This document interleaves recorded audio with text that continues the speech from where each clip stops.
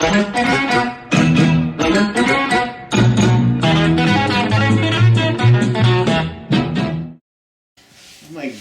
God, Mr. Davis, you're putting these spotlights on the kitchen and there's cobwebs. Anyway, what are you doing? I'm making bread. You're making bread when you can go to the grocery store and buy it?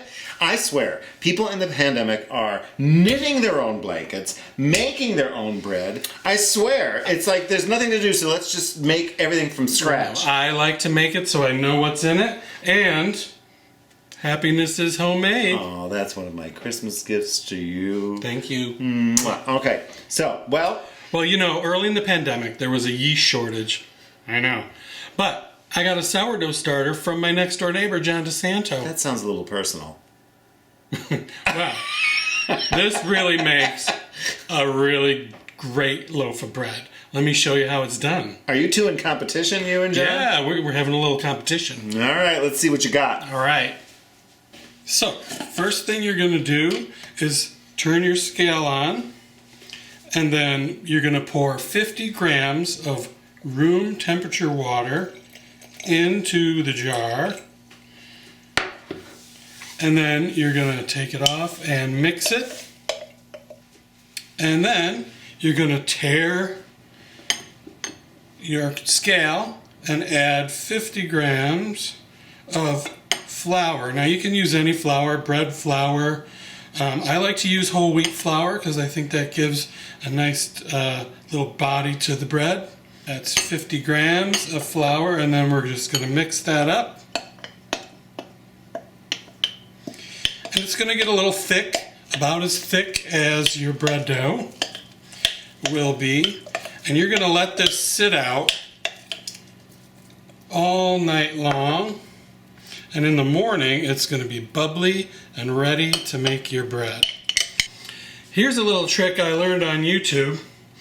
You're just going to cover your jar, and then you have a rubber band on the jar, and bring that down to the level of the starter that you have in there, and you'll put that on the counter, and when it doubles in size, you know you're ready to start your bread. We'll see you in the morning. Good morning. Look at our starter. It more than doubled in size overnight, so we're going to take 100 grams of our starter, 310 grams of water, 450 grams of flour, and 8 grams of salt, and we're going to mix it in this bowl right now.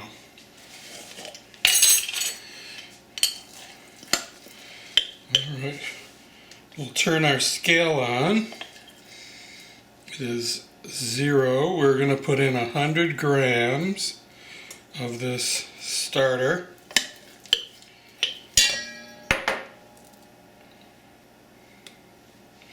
There we go. We're 104 grams, but a gram here or there is not going to make a difference. The rest of this we're going to put in the refrigerator until our next loaf.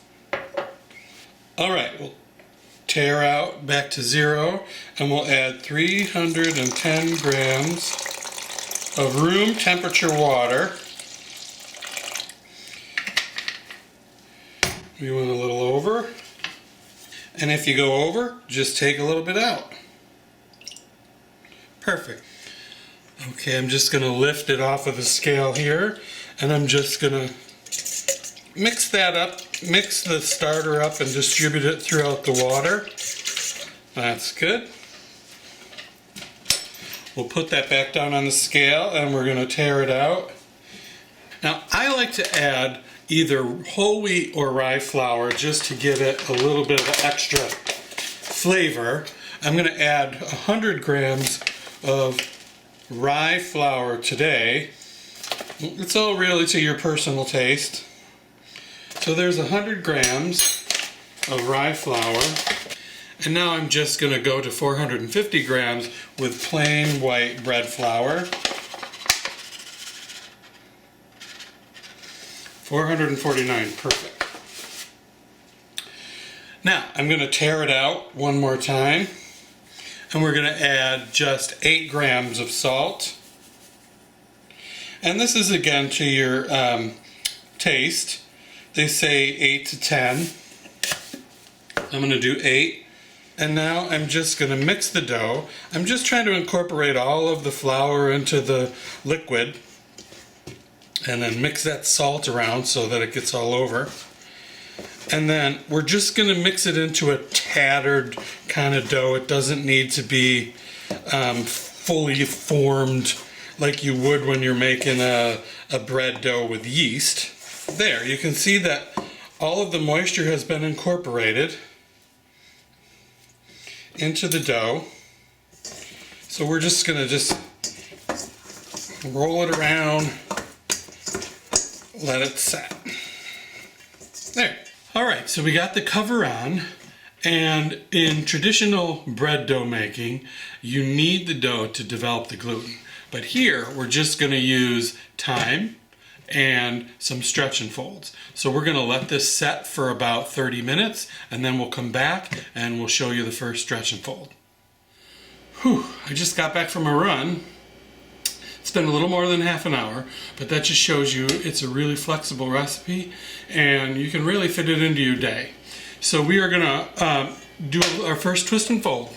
Okay, I just wet my hand so that I don't get a whole lot of sticking, and I'm gonna just gently pull and stretch and fold in. And you can see the dough has nicely absorbed all of the liquid, but it's still a bit dry in some spots, wetter in others. This will improve over the course of the next couple of stretch and folds. So I'm going to stretch and fold about 12 times, maybe twice around the whole dough ball, and then we're just going to cover it and let it sit for 2 hours. There we go. And we just cover it and let it sit for 2 hours until our next stretch and fold. Okay, here we are. Again, I've wet my hand, and we're going to just go around and fold and stretch. This time we're only going to go around once. And I can feel that the dough is a little more elastic and a lot more consistent throughout the dough and its hydration. There we go. And that's all we have to do for now. We're just going to cover it and wait another 2 hours. All right, here we are. Last stretch and fold. All right, this dough is really starting to feel nice and smooth.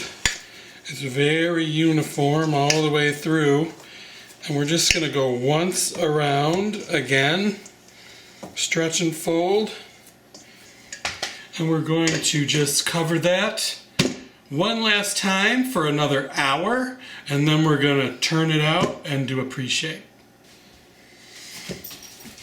All right, so now we're going to do the pre-shape. Is it ready? Is it ready? Is it ready? You got a whole nother day. Oh, Lord. So we're just going to dust the bench with flour, and I'm going to turn it out. The dough is very soft and supple. Yes! Turn it out! Turn it out.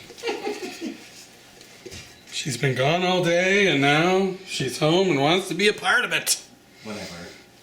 So to shape it, we're just going to pull up our edges here and pull them into the middle, kind of just like we did our stretch and fold.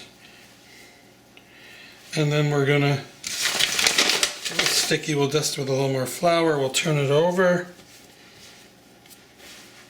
and we will use our scraper to scrape it into a ball.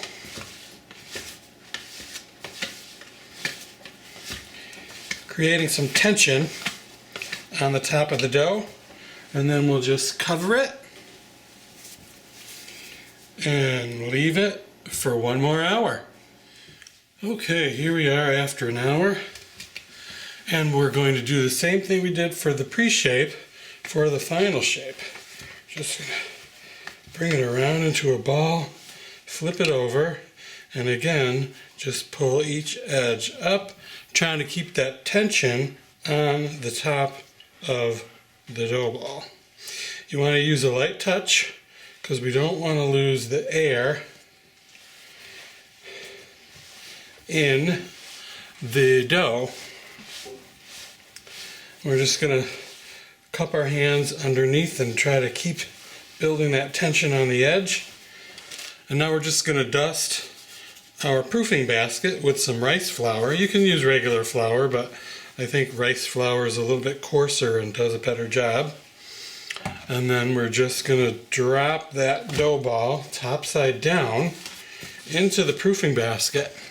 All right, we're going to put the dough in the proofing basket in the refrigerator overnight to proof. I don't cover it. You can cover it, but you don't need to. I'm just going to let it proof in the refrigerator, and we'll see you in the morning. Well, here we are, day 3. My bread is out of the refrigerator, and it's puffed up really nice. I have just turned my oven on to 450. I'm going to throw in my Dutch oven to preheat, and as soon as it's up to temperature, I'll score the bread and put it in the Dutch oven. We're going to bake it covered for 20 minutes, uncovered for 20 minutes. Now, if you don't have a Dutch oven, don't worry. Just use a regular bread tin or any kind of pan, and just put a pan with some water or some ice in there. You just want to create some steam to give the crust of the bread some texture. All right, the oven is up to temperature. I have cut a piece of parchment paper with some handles on it.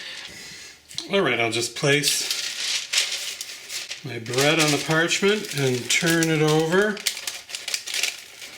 And look how nice that came out. I'm just going to dust it with just a little bit of flour. And that's so that the design I make will show up after it's baked.